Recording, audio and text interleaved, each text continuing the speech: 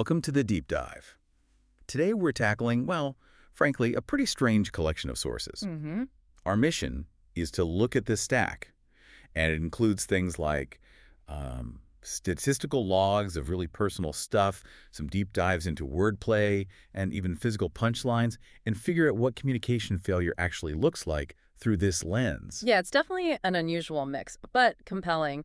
We're basically treating all of this as data. Data, okay. Yeah, data on how people try and often fail to communicate, whether it's, excuses, tracking numbers, or just complete misunderstandings based on words.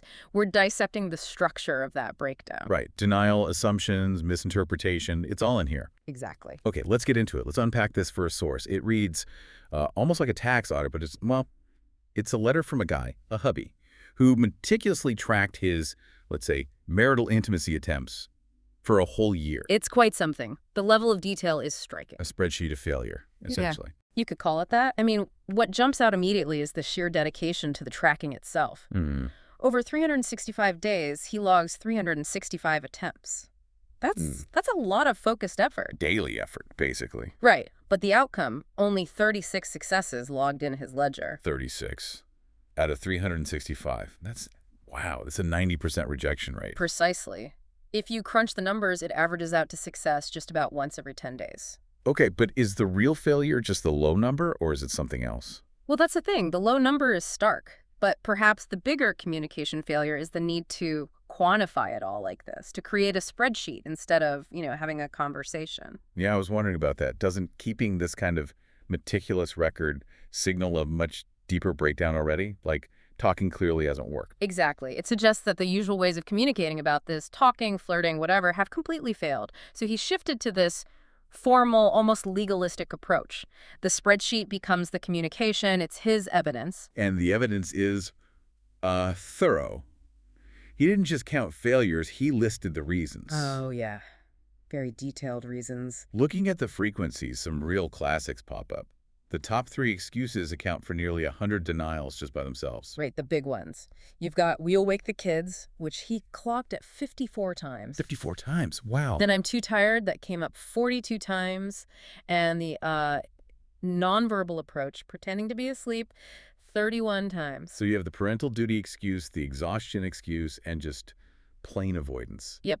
Denial via different routes. And beyond those big ones, there's this whole category of, physical complaints, right? Over 50 instances tied to ailments, headache, backache, just being too sore. Standard stuff, maybe? But what I found really illuminating were the, super specific context-dependent ones. Oh, those are gold. They really paint a picture, don't they? Totally. 10 times the reason was sunburn. Right, or 6 times for a new hairdo. A new hairdo. It shows the failure stretching into these really specific, sometimes temporary situations. Physical discomfort, even vanity, maybe. It's a comprehensive catalog of no. Almost impressive in its scope. It's, a fascinating, if maybe a bit depressing, record of denial. But he didn't stop there, did he? No, the audit continues. Even for the 36 successes, he tracked, let's call it quality control. He reports the result was, quote, "not always satisfying." Okay, this is critical, right? Because it shows that even when logistically it happens, the actual connection, the communication, the shared experience, it's still failing. Exactly. The physical act happens, but the mutual investment isn't there. And he logged why. The most frequent issue. 8 times he was reminded about the crack in the ceiling. Crack in the ceiling.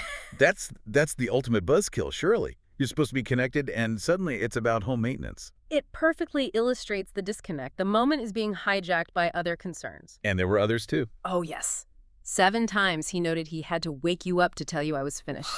And 6 times the partner apparently just laid there. These point to maybe conditional acceptance, like physical presence without mental or emotional engagement. The communication is just absent. So the takeaway from this first source seems to be that even extreme precision, like this guy's ledger, doesn't fix communication if the underlying emotional context, the shared understanding, is gone. Exactly. Precision without context just becomes a complaint list, not a connection. Right, okay. So let's pivot now from the failure of obsessive precision to the failure caused by complete linguistic ambiguity. Because this next source, this is where things get really chaotic. Yes, the anecdotes about the man whose dog is named Sex. This whole thing hinges on that one word, right?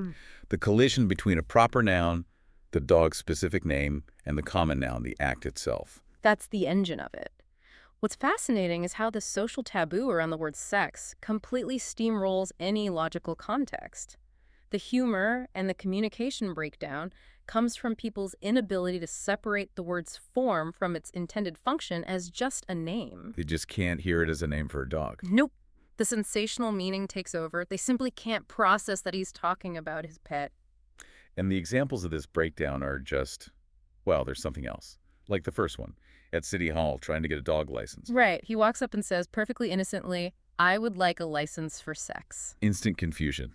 And then he tries to clarify. Which only makes it worse. He says, "I have had sex since I was 9 years old." You can just imagine the clerk's face. The failure to grasp the referent that sex means the dog is total. It is. But the social cost of this failure just keeps climbing. Which incident do you think had the biggest impact on him socially? Oh, it's got to be the minister, surely. The level of exclusion there is huge. Tell us about that one. He's planning his wedding, goes to the minister, and says he'd like to have sex at the wedding. Meaning, he wants his dog there. Of course. But the minister hears the other meaning. Result: the minister refuses to marry them, and eventually the entire family gets barred from the church. Total banishment. All based on one misunderstood word. It's a perfect example of how taboo can just shut down context completely. Assumption dictates reality. And this pattern repeats everywhere, right? The motel check-in. Another classic. He needs a specific room. Explains why. Sex keeps me awake at night. And the clerk, naturally, assumes the most obvious, sensational meaning and replies. And me too. Right. The absurdity just builds. Then there's the dog contest. Ah, yes. He tells someone, "I hope to have sex on TV." Meaning he hoped his dog would win and get on television. But, of course, He's immediately seen as some kind of exhibitionist or something, a show-off. it even affects his deepest relationships. The divorce court scene is maybe the most dramatic. It's pretty intense. He's arguing for custody of the dog. Right. And he pleads with the judge, "Your Honor, I had sex before I was married, Okay. but sex left me after I was married." And the judge, completely missing the point, just like everyone else? Replies, "Me too." Yeah. The entire system, which is supposed to understand language and truth, just fails him. Total breakdown. And it culminates in actual consequences, like getting arrested. Yeah, the cop finds him in an alley at 4 a.m., asks what he's doing. And he gives a completely truthful answer. "I'm looking for sex." Which, understandably, leads to his arrest. So after the divorce, the church banishment, the arrest, he finally goes to a psychiatrist. Saying help, right? He pours his heart out, explaining his deep grief. He says, sex has been my best friend all my life, but now it has left me forever. I couldn't live any longer, so lonely. Decades of companionship, gone. A truly sad situation when you know the context. But the psychiatrist, just like everyone else, cannot see past the common noun. And delivers possibly the worst advice ever. He completely misses the lifetime of context, the grief for his actual dog, and says, "Look, mister, you should understand that sex isn't a man's best friend. So get yourself a dog."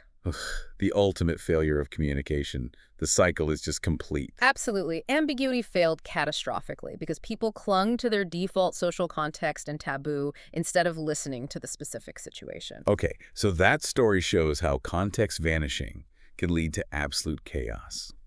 Now, speaking of unexpected context, let's move to our final source.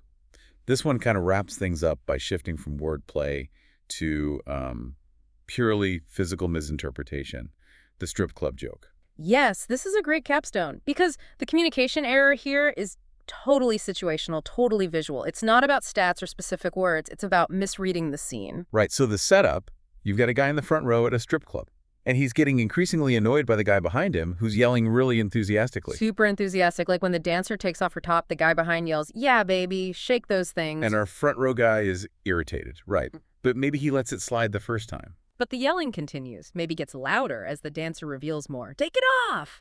That kind of thing. And the front row guy assumes this is just, obnoxious overexcitement. Yeah. He's interpreting the noise as communication of pure, maybe vulgar appreciation. Right, and he's communicating his disapproval back, maybe telling the guy, "Hey, buddy, shut the hell up, will ya?" He thinks he understands why the guy is making noise. He thinks he's got the context. Noisy, overexcited patron.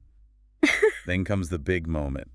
The dancer's fully nude. The crowd goes wild. The noisy guy behind him suddenly goes completely silent. Dead quiet.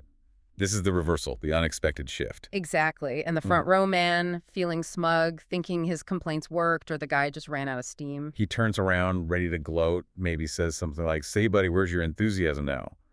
He thinks he successfully managed the situation. He thinks the communication loop is closed. Noise, complaint, silence. But then comes the punchline, the reason for the silence and the original noise. The guy behind him just said, It's all over your back, dude. boom, complete recontextualization. Instantly. That one detail flips everything. The yelling wasn't enthusiasm for the dancer at all. No, it was panic or distress. Yeah, maybe a warning signal about a massive drink spill, probably beer or something sticky splashing all over the front row guy's back. So the front row guy completely misread the source and meaning of the communication to the yelling because he relied on his assumed context of being in a strip club. Precisely. It shows that even direct visual and auditory cues can be totally misinterpreted when we assume context instead of confirming it. Communication failure based purely on misreading the physical situation. Okay, so we've gone from a hyper-detailed ledger of marital stats to the utter chaos caused by a dog named Sex, to a misinterpretation at a strip club. What's the thread connecting all these communication breakdowns? Well, we've seen two main types of failure, really. In the first case, the hubby used extreme precision, the numbers, the logs, but failed because he stripped out all the mutual emotional context. Right. The numbers were accurate, but meaningless without shared feeling. Sure. Exactly. And in the second case, the man with the dog used a single word that invited ambiguity, and communication failed because society's default context, the taboo, rushed in and overwhelmed the actual meaning. So precision failed and ambiguity failed. They both failed because shared understanding was absent. That's the common thread. One lacked emotional context, the other lacked linguistic context that people would accept. So synthesizing that for you, the listener, it seems human connection, communication, really requires this constant effort to build and maintain a shared context, a shared understanding. Absolutely. Whether you're deciphering a list of excuses or trying to explain your dog's name or even just figuring out why someone's yelling behind you, it's all built on assumptions. And those assumptions are constantly being tested. And as we've seen, they often fail. Sometimes spectacularly. Which means critical thinking isn't just for, analyzing the news or something formal. It's vital for interpreting everyday interactions. A simple phrase, a facial expression, even a loud noise. You always have to question the assumed context. That's a really powerful takeaway. Always question the context. Okay, final thought for you to chew on. If you had to map out the communication failures in your own life, would your data look more like the hubby's? Statistical, maybe a ledger of repeated frustrations or denials. Or would it be more like the linguistic chaos surrounding the man with the dog named Sex? Constant misunderstandings based on the words you choose, or how others interpret them, regardless of your intent. Think about that list of excuses versus that single explosive word.